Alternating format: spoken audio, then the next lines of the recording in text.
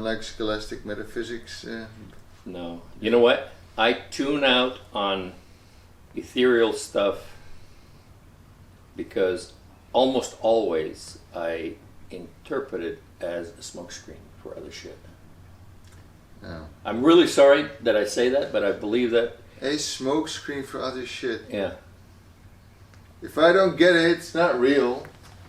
Or No, that's not my point. What's My your point point is that there are so many people that hide behind the academic secondary reflection because they are unable to cope with or focus on or deal with the primary experience. What is the primary experience?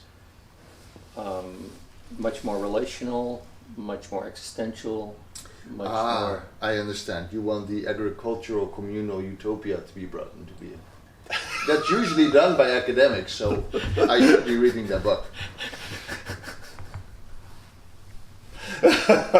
Are we live, by the way? Oh, yes, we are. Oh, Lord. I knew as much. Hi, everybody. Just giving y'all a little taste. See, here you are on the phone. This is what you look like. Oh, that's just lovely. That's what you look Ruining my life, one recording at a time. Well, folks, we're not killing each other yet, just No. for the record. And this is how we roll. And there's just a little inside view of what the conversations are like. Which you may or may not see because it may get edited out. I don't know. This was fairly comparable to yesterday's meetup, I think. Friendly disagreements, where I'm right, and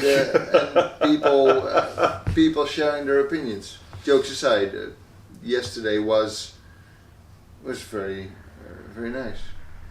So we had a meetup in that Bethany and Bellflower. Bethany Christian Reformed Church in Bellflower. We had about 15 people in attendance. The contrast with Tucson almost palpable in that 35 people can talk at each other but usually not with each other, and this was really intimate and lend itself very well to really, really cool, deep conversation. So I was jazzed. It was great. We had Nicole, who was in the comment section. She was able to be there. She lived quite close to the church. Joseph, who I had a conversation with a number of months ago, from Los Angeles. Some of you might remember him. He works in aerospace. He brought a friend who really made wonderful contributions. He is on the journey, as he said himself. A soft agnostic. That's a term you don't hear too often. Yeah. We had another older gentleman who shared some of his experiences, and he came with his wife, and I think many of us were quite fascinated by his story. He had grown up as a Christian, and a number of years ago, given it all up, became a atheist Marxist. Militant atheist Marxist. Had a how should we describe the experience? Mystical experience, that was his choice of words, in his backyard. Had seen himself getting increasingly cynical and tried to pray, and his attempt at prayer triggered a mystical experience that happened for an extended period of time, which completely transformed his life. And what a joy to have someone come out to a meetup and share a story like that. Drove a long ways to get there. Yeah. So excited to have him there. A couple of wonderful people from the church were there. Rod Hugan was there. There's the young man who writes screenplays. Yeah, we're going to try and not say names. You just said Nicole. I did, but she's in the comment section. Yeah, Ryan doesn't want to be outed. That's right. John. Oh, now I'm doing it too. Oh, my friend here. So no, it was a terrific meetup. One of the things that Job expressed was, now 2 meetups in a row, people have had a lot of interest and question about his status and his story. Yeah. We also did a podcast. What's the name of the podcast? Faith Over Breakfast. Faith Over Breakfast. I put a link to it in my feed on YouTube, and I posted a link in Twitter. We recorded 2 podcasts, one with myself and John, and the other with myself and Job. And that second one with Job goes through in quite a bit of detail his story. I thought that was a really nice summary of your journey and your story so far. I recorded some video of recording of both of those podcasts, which will come out on the channel in the next little while. I don't particularly have good upload speeds from a lot of these places, so some of that might wait till next week, so that's coming forward. What in your opinion, separated the two? What were the value of both of the meetups that we had in their differences, Tucson and here in Bellflower? Well, I think that Tucson had its own value in that it definitely exposed a lot of people to the concept within the church, within the philosophy group, and then people from the channel. You know, they all got to meet each other, and there's something important about that. But the large numbers also kind of made it more difficult to get kind of below the surface a little bit, and that went a lot better at the Bethany meetup. So I thought that was probably the more significant difference. Yeah, in Tucson you definitely felt like you were part of this big group, and here you were just close, way more face to face, and that really at some point, instead of what you did in Tucson, saying okay, let's have somebody ask a question of another, then the question kind of gets passed along, and here eventually it became a conversation. People weighed in, gave each other space, and you could tell that some people really had been waiting to come here and talk about things they'd been working on, and yeah, that was so great. I was kind of writing my own recollection of the event, and it was so great to see that this thing fulfilled a need that would have otherwise just kind of sat with the person who, well, would have had to find another outlet to share with others and to get feedback. Yeah. Because, the feedback is the most important, what other people think about my ideas. I think part of, especially with some of these initial meetups, we don't have any plans right now for Bellflower. We've done 2 introductory meetups in Bellflower over the last couple of years. At some point, if we find the right place and the right leaders and enough critical mass for people, it'd be nice to get something more regular. But I think for a lot of people, the opportunity to share and do a little bit of external processing with others, I was profoundly impressed by the transparency and openness of the participants last night. Yeah. They shared of themselves, they shared well, they engaged with each other well. That was lovely to see. One of the things that I did notice was that I have a Jordan Peterson Appreciation Society meetup group, which I inherited from someone in Long Beach. I took over the organizer role for that group, and so I advertised this event specifically to that group, and there are 100 members in that group. None of them showed up. So the meetup platform as such, and I was very intentional about sending messages to each of those 100 people. So either they have their messages turned off, or else they simply ignored the fact that they were specifically invited to a specific event related to a conversation about Jordan Peterson, and in the broader sense of the word, that either that ship has sailed, or there were other reasons why none of them showed up. Of course, it was a weekday. That is always an obstacle. To get from meetup. To get from Long Beach. To get from Long Beach to Bellflower would have been a hop, skip, and a jump. So I don't see any really good reason why traffic would have been an obstacle. But yeah. Did you inquire why did none of that happen? I just got up. I barely had my breakfast. Okay. You tend to be sort of on the ball when it comes to getting things moving, John. You've just kind of gotten used to a certain amount of Hopping and skipping. I had to fill the hummingbird feeders and stir the peanut butter. I've been busy. I haven't been able to clean my room because I had to feed the hummingbirds. I take responsibility for their suffering. Oh, yeah. All right. They were neglected as long as I was on the road. Yeah, you're just enabling these hummingbirds by giving them sugar water. Well, I think we use Meetup.com to publicize the meetings, but it is an imperfect tool. I think we're all used to that. I don't know. I mean, obviously, we're doing it through the videos, and that is drawing some people. I know that the Nuance Forum in Nashville limits their meetings to 20 people. We haven't done that, especially with initial meetings. What do you think is going to happen at tonight's meeting? Because tonight's meeting is a little different because you have an established group. My regular guys will, for the most part, be there, and I've heard from several other people that do not normally attend that they will also be there. And you have some followers that from the channel who said that they would come, and I made a couple of inquiries from some individuals to see if they would be here, and they will be here. So I don't know. I wouldn't be surprised if we have between 15 and 20 people again tonight. Okay. I hope to see some folks I met last year. That would be nice. What do you think in terms of?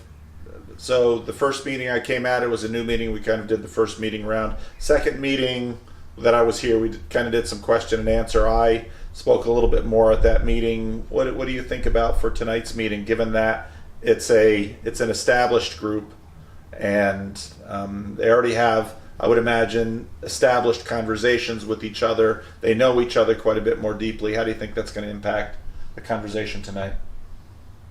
I don't think there would be a whole lot wrong with sticking to the predictable introductory format to continue to do that. I think there will be enough new people there that will be valuable, and not only that, but it's something that is sufficiently familiar so that it will create a level of comfort for the majority of the people there to say, oh yeah, we have this ritual, this is what we do, and so I think that would be helpful.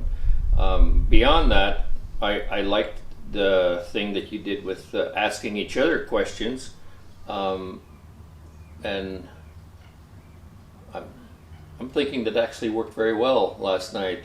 What you did to say, hey, we're all here together, and you can ask me questions if you want, but that opportunity exists all the time anyway online. Here you see people face to face. You may not know much about them. There may be things you want to ask them based on their introductory remarks. So sure. Or what's an idea that you're struggling with? What's something you'd like to get feedback on? Because that tends to be what people. Yeah, I'd like to hear way more about scholasticism, and so I might ask you about that tonight. Oh, that works. Yeah, I'll explain it to you, and we'll create the Marxist utopia here in Chino. Overlooking this beautiful lake with that guy pulling out nice sized bass. Yeah, no, that lake is in my way. Plus, that guy's not sharing the bass with other people. He is seizing the means of production only for himself. So I don't know if our viewers can imagine this happening for 6 hours in a row on the road. This is sort of the story of my life this week. Yeah. And the hummingbirds have discovered the sugar water. Now we are watching the news on the coronavirus, and the second segment of the trip, which is Fresno, Sacramento, Salem, Seattle, Vancouver, British Columbia, Burnaby, and Portland, Bay Area, then back to Sacramento. That's a little ways away. We are following the news. We're going to continue to follow the news and see what happens and develops in that. We don't have any plans to not do it at this point, but we are monitoring that. And we should let our viewers know that we just had lunch with a 94-year-old retired psychiatrist who basically explained to us the facts of life about fear. And I think he asked you, Job, did he not? What is actually more dangerous to you, the coronavirus or your fear? Right. And the if I recall correctly, the quote from Dune came to mind: "Fear is the mind killer. I shall not fear. Fear is the mind killer." I was kind of thrown by the question, like, what's more risky, your fear or coronavirus? Like, depends on what they're preventing me from doing.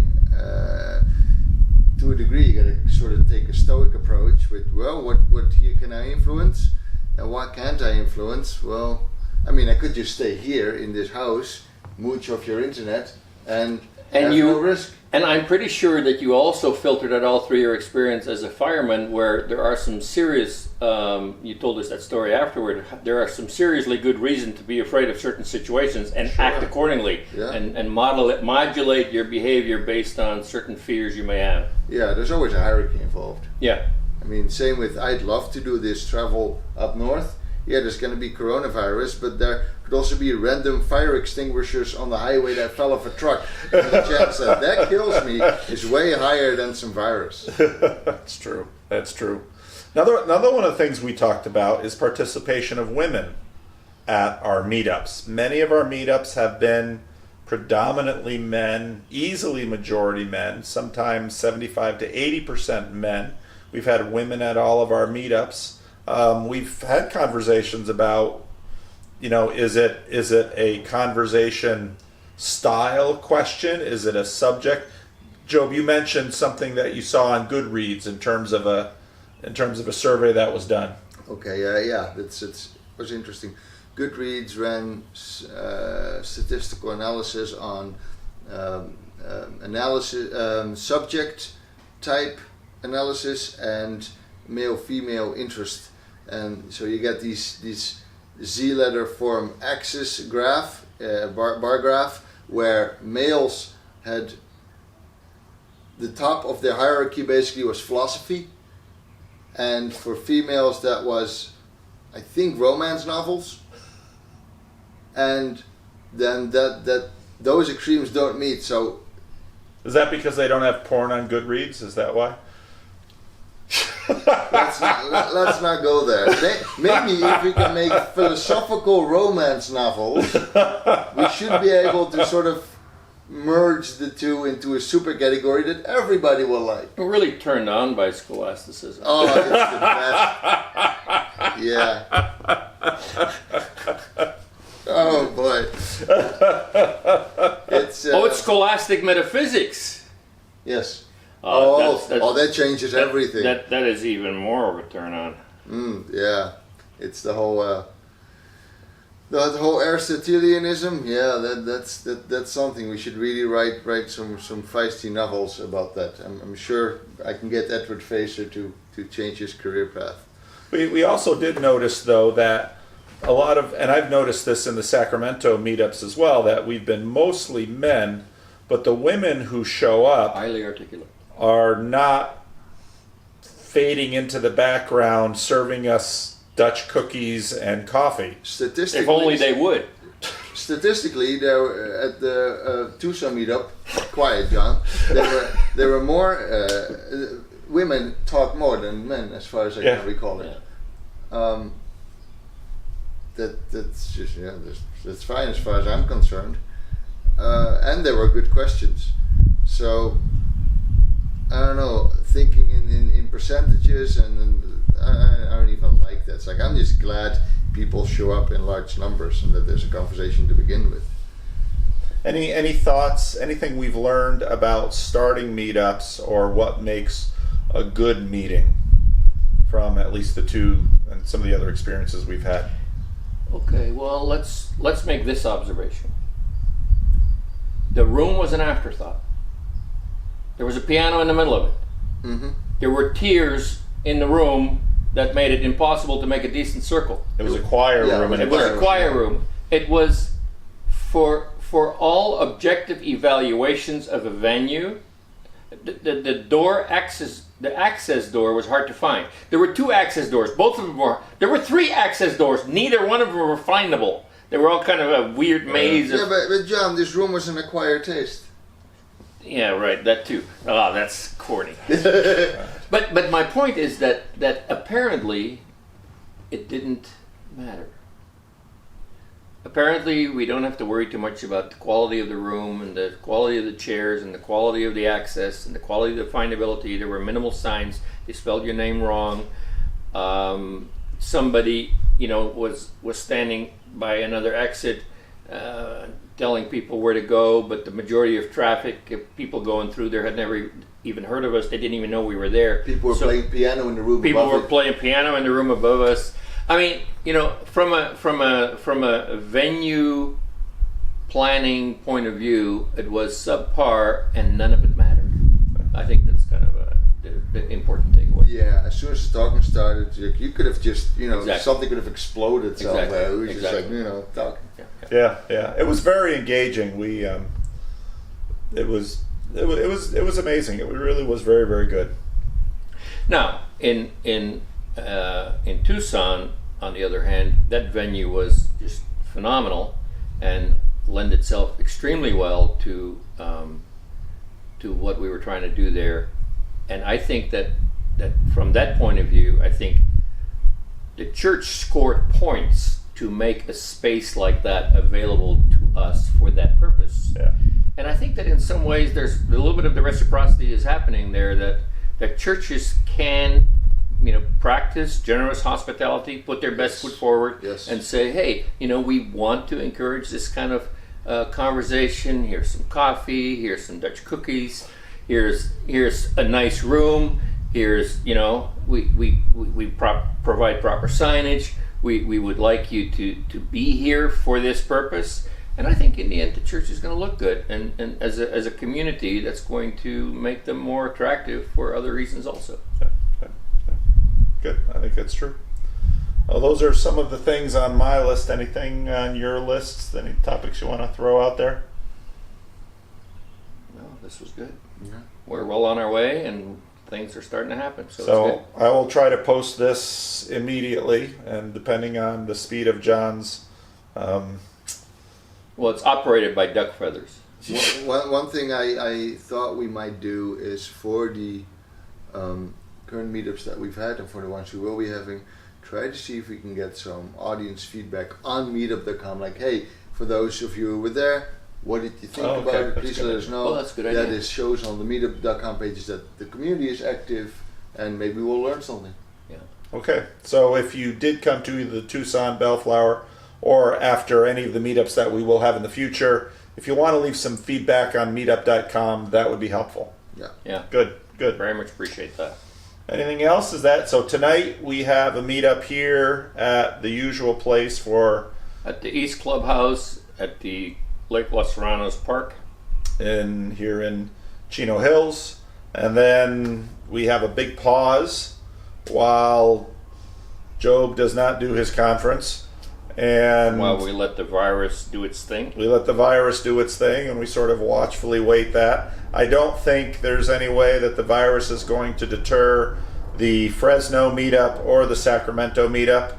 I think things could change, of course, but at this point, I suspect we will. I'm most concerned. You said you got Living Stones. If things would start to close in Sacramento because we have an elderly population that does attend the church, that might keep people home, or that might prompt churches not to meet. But our demographic at the meetup, I think is okay, and no one would likely have themselves in a life-threatening situation if they catch the virus. So I think Fresno and Sacramento will for sure I may happen. be the one most at risk, actually. John, we've really enjoyed your presence here, and we'll Wave me off with this great goodbye. Into we'll the raise a wild. glass to you Thank you. in memory. But other than that, I'm hoping that the whole thing will go as planned, but we'll have to see. Yeah. All right, so One love. one love.